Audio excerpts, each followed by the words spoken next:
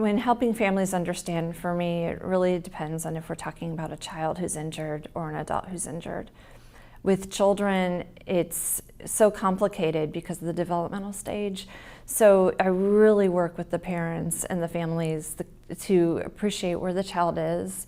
Every change in their development, a 3-year-old is going to respond very differently to an injury, and they're going to focus so much on the parents' interaction, the caregiver's response, the family's response to the injury, and look to them for, am I okay?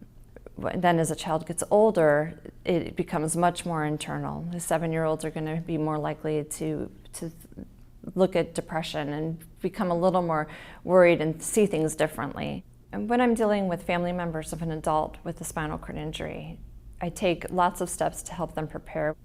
I encourage them to be advocates and to not hesitate at all to ask any questions. We want questions, but more often than not, people really are afraid to ask questions of their physicians, of their therapists. It's understandable. We're scared of the reality of what we might hear, and so I really try and help them push past that and not be afraid.